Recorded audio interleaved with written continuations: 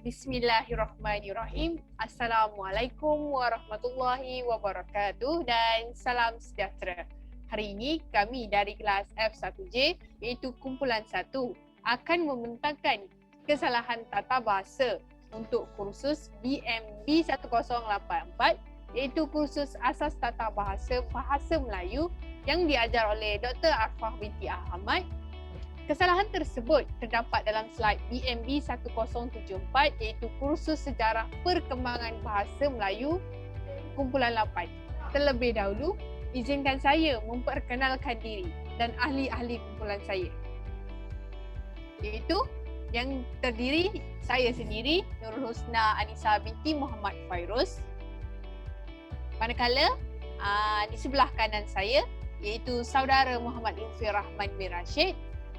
Serta di sebelah kiri saya iaitu saudara Muhammad Khalilullah bin Cik Musa. Jadi, saya akan meneruskan pembentangan pada hari ini dengan kesalahan yang pertama.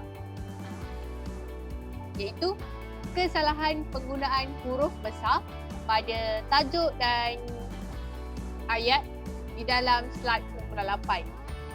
Kesalahan pertama, perkataan bahasa Melayu merentas zaman ditulis semua huruf besar. Sepatutnya, bahasa Melayu merentas zaman hanya huruf B dan huruf M sahaja ditulis huruf besar kerana B dan M merupakan kata nama khas bagi subjek dan B berada di hadapan ayat serta merentas zaman berada di tengah-tengah ayat. Okay. Kesalahan perkataan kedua ialah sambungan. Perkataan sambungan ditulis menggunakan semua huruf besar sedangkan ia bukan merupakan kata nama khas dan ia juga bukan berada di hadapan ayat. Hanya huruf sepatutnya ditulis huruf S sahaja, huruf besar. Kesalahan perkataan yang ketiga atau frasa yang ketiga iaitu biodata Asma Haji Omar. Semua tulis frasa ini ditulis huruf besar sedangkan hanya biodata sahaja berada di hadapan dan sepatutnya ia ditulis P huruf besar, A huruf besar, H huruf besar, O huruf besar. Dan pasti tertanya-tanya kenapa A, H dan O huruf besar sedangkan ia bukan berada di hadapan ayat. Asma Haji Omar merupakan nama tokoh dan sekiranya tidak kisahlah nama tokoh, nama orang, semua akan ditulis huruf besar. Kesalahan yang keempat ialah peranan RO Winstead. Peranan RO Winstead ditulis menggunakan huruf besar sedangkan hanya peranan yang berada di hadapan. Okay. Sepatutnya ia ditulis P huruf besar, R huruf besar, O huruf besar dan labaliu huruf besar. Kesalahan seterusnya adalah kamus-kamus RO Winstead. Kamus-kamus RO Winstead ditulis huruf besar menggunakan huruf besar dan diperbetulkan menjadi hanya K huruf besar, R huruf besar, O huruf besar, labaliu huruf besar. Kenapa R, O dan labaliu ditulis huruf besar? Kerana ia sama seperti Asma Haji Omar, ia merupakan nama orang. Apabila nama orang ia ditulis huruf besar hanya perkataan harapan sahaja, bukan semuanya. Okey. Seterusnya, RO Winstead dalam bidang bahasa Melayu. Ditulis bidang itu huruf besar dan sudah pasti kita tertanya-tanya kenapa bidang itu huruf besar sedangkan bidang itu adalah huruf bukan kata nama khas dan bukan berada di hadapan ayat. Okey, sepatutnya ditulis RO Winstead dalam bidang bahasa Melayu. R, O dan W mestilah ditulis huruf besar kerana nama orang. Dalam bidang ditulis huruf kecil kerana ia berada di tengah dan bukan kata nama khas. Bahasa Melayu seperti biasa kerana ia merupakan kata nama khas untuk subjek. Dapat dan jelas. Okey. Seterusnya saya akan meneruskan dengan menyerahkan pembentangan ini kepada pembentang seterusnya. Dipersilakan. Terima kasih kepada Saudari Nurul Husna Anisa. Seterusnya saya akan menyambungkan pembentangannya tentang penggunaan kesalahan huruf besar dan huruf kecil dalam ayat. Okey, seterusnya ialah karya-karya R.O. Winstead. Apa yang kita nampak di sini ialah karya-karya R.O. Winstead. Semua huruf ditulis besar. Sepatutnya hanya karya yang berada di hadapan sahaja yang berhuruf besar dan R.O. Winstead berhuruf besar, kerana itu adalah nama tokoh. Seterusnya ialah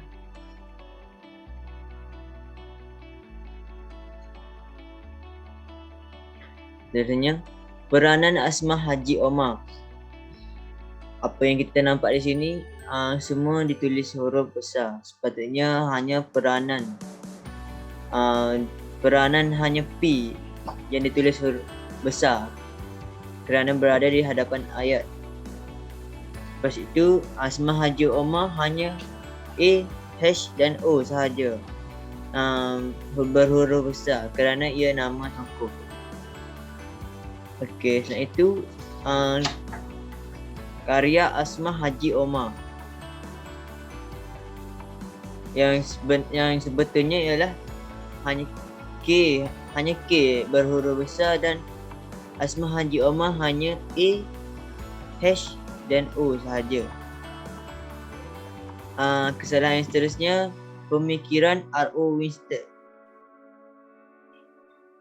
Huruf P di hadapan bolehlah ditulis membesar kerana ia berada di hadapan ayat, manakala huruf R, O dan W ditulis besar kerana ia nama khas, nama tokoh.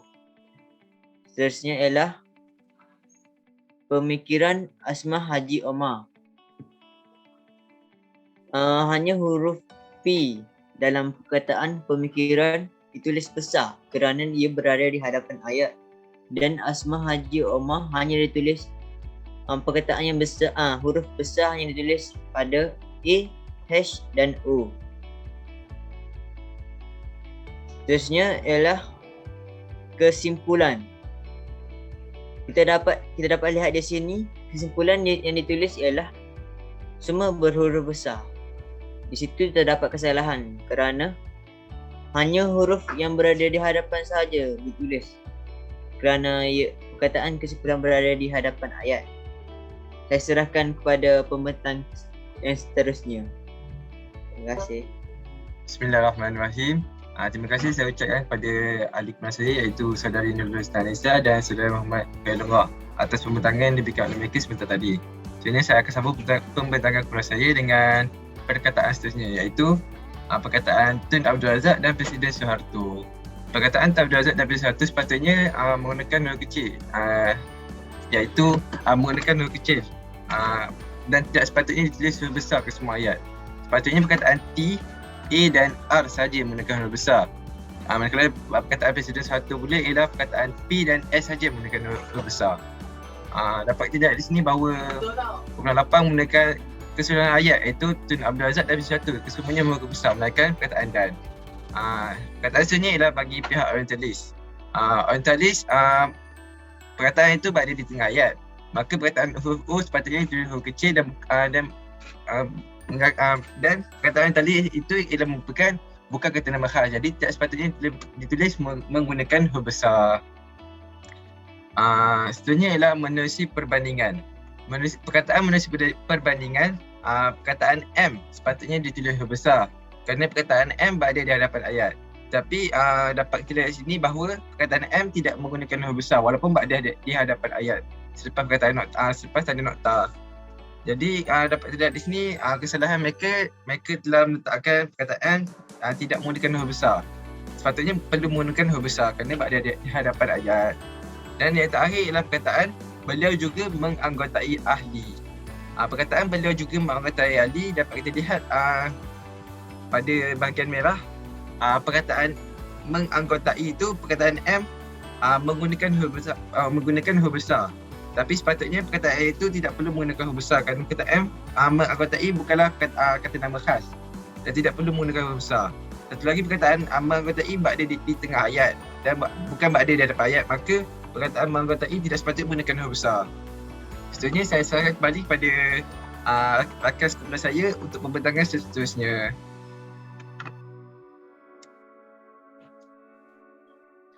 Terima kasih kepada pembentang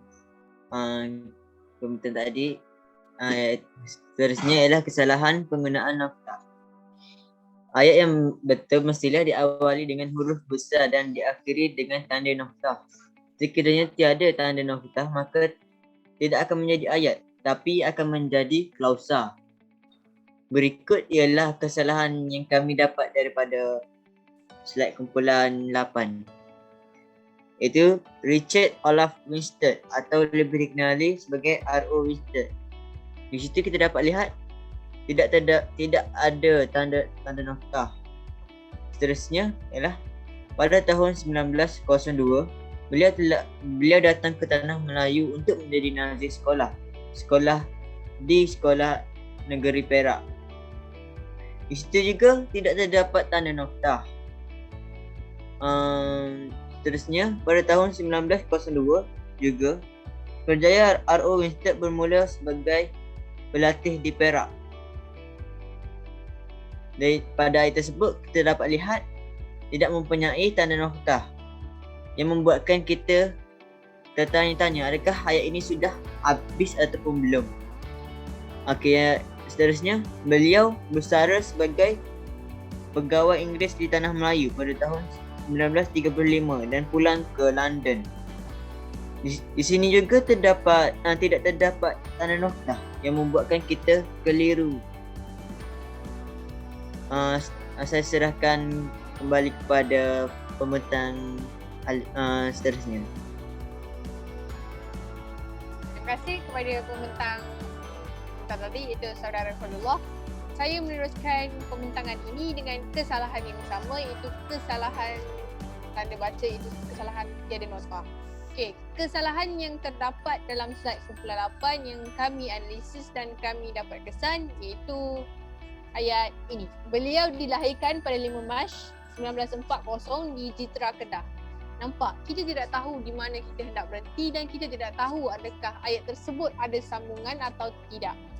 Okey, kesalahan klausa yang kedua. Kita tidak boleh namakan ia ayat sedangkan ia tak ada nota dan ia sepatutnya dipanggil klausa walaupun dimulai dengan huruf besar. Okey.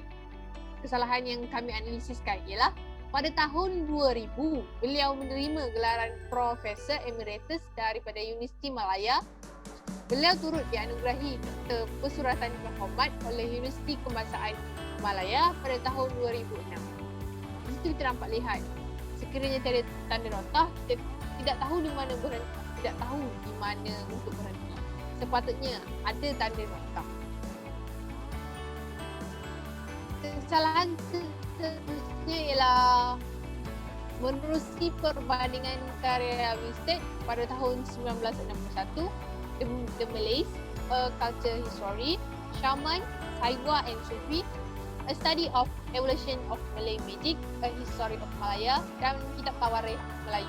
Di sini kita dapat lihat bahawa kumpulan tersebut meletakkan tanda koma. Sepatutnya ia tanda noktah. Sekiranya meletakkan tanda koma, kita dapat lihat bahawa ayat ini akan ada sambungan lagi. Maka ayat harus dimulai huruf besar dan diakhiri dengan tanda noktah. Baru dimasukkan dengan ayat. Saya serahkan kepada pembentang seterusnya. Dipersilakan. Terima kasih kepada Saudari Nur Lesna atas pembentangan sebentar tadi. Saya akan sambung pembentangan berkaitan dengan penggunaan tanda notah daripada Saudari Nur Lesna. Ayat seterusnya ialah walaupun bersifat anti-Islam, penjajah British tidak pernah melakukan sebarang tindakan provokasi terhadap agama Islam. Di sini kita dapat lihat penggunaan ayat ini dimulakan dengan besar dan diakhiri dengan noktah. Sebaliknya, secara licik, penjajah British mendahkan taraf agama Islam dengan mengadakan penjajah pangku pada tahun 1874. Kesannya Islam diasingkan daripada politik. Di sini ayat ini dimulakan dengan huruf besar tapi tidak diakhiri dengan notah. Maka di sini kita dapat lihat kesalahan yang dilakukan oleh kumpulan mereka kerana tidak menggunakan tanda notah. dapat seperti yang dikatakan oleh Saudara Husna, ayat sekiranya tidak mempunyai tanda notah maka tidak menjadi ayat, sebaliknya menjadi klausa. Seterusnya ialah konsep-konsep ini mempunyai unsur-unsur yang terdiri daripada bunyi bahasa, susunan bunyi, awalan, akhiran dan sebagainya. Ayat ini juga tidak mempunyai tanda notah.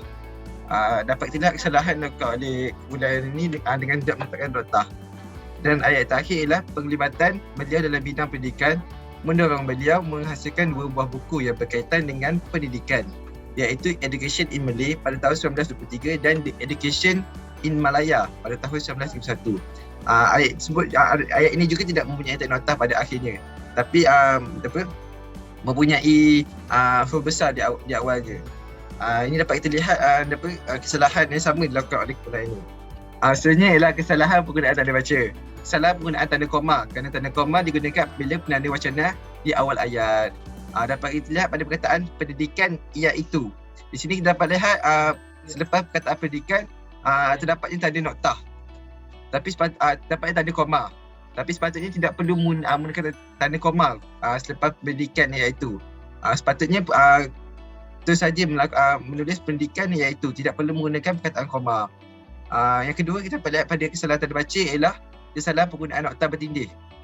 Kerana nokta bertindih digunakan untuk menunjukkan suatu senarai tentang suatu demikian.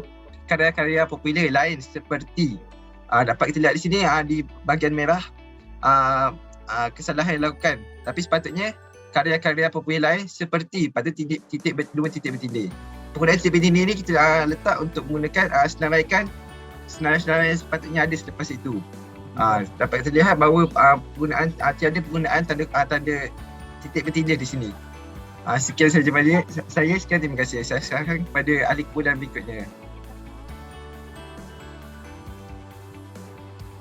Terima kasih kepada saudara Yufin Sultan tadi.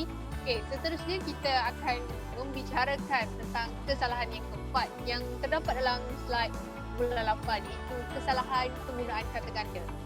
Okey, perkataan tersebut tidak perlu digandakan kerana ia menunjukkan jamak. Maksudnya di sini apabila kita gandakan perkataan tersebut, ia menunjukkan bahawa kita jamakkan lagi, kita banyakkan lagi. Ia akan menjadi bombastik. Okey. Perkataan yang dapat kami kesan yang digandakan ialah yang pertama, pembaharuan. Sepatutnya hanya pembaharuan sahaja ditulis. Perkataan kedua adalah berperingkat dan harus sepatutnya lah ditulis berperingkat. Seterusnya yang ketiga adalah sekolah-sekolah. Yang ditulis haruslah sekolah-sekolah kerana semua sekolah-sekolah menunjukkan surah jamak. Tapi apabila ditambah sekolah-sekolah lagi, ia menunjukkan lagi banyak sekolah tersebut dan tidak sedap didengar. Okey, kesalahan yang keempat adalah pembesar-pembesar. Dan pembesar-pembesar ini haruslah ditulis ialah pembesar sahaja. Seterusnya saya serahkan kepada pembentang seterusnya. Dipersilakan.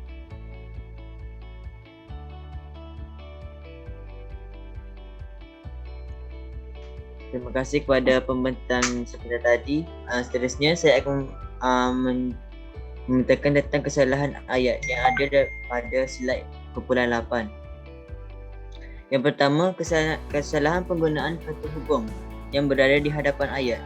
Kata hubung sepatutnya digunakan untuk menggabungkan ayat.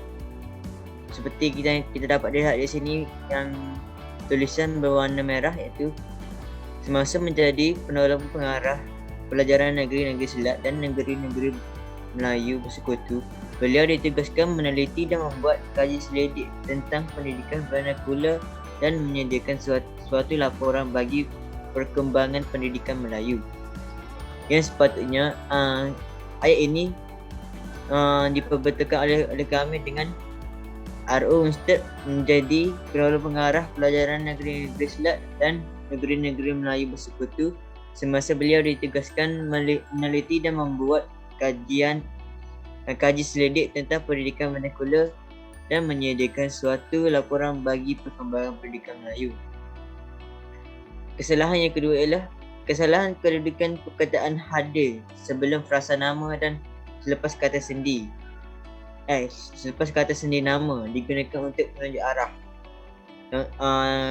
Ayat yang salah ialah ayat yang salah ditulis secara warna merah yang berbunyi, dalam bidang bahasa Melayu beliau telah menghasilkan lebih daripada 60 buah buku. Patutnya ayat ini ditulis dengan, beliau telah menghasilkan lebih daripada 60 buah buku dalam bidang bahasa Melayu. Saya serahkan kembali kepada pembentang seterusnya. Terima kasih kepada saudara Ahmad Kelorah. Akhir sekali ialah rujukan. Kami mengambil kesemua maklumat untuk menganalisis kesalahan tata bahasa lokal aurikular ini melalui Nisa Karim, Farid M. On, Hashim Haji Musa dan Abdul Hamid Mahmud pada tahun 2012 daripada Dewan Tata Bahasa daripada Tata Bahasa Dewan edisi ketiga, My Bupal Sdn Bhd. Terbitan My Bupal Sdn Bhd.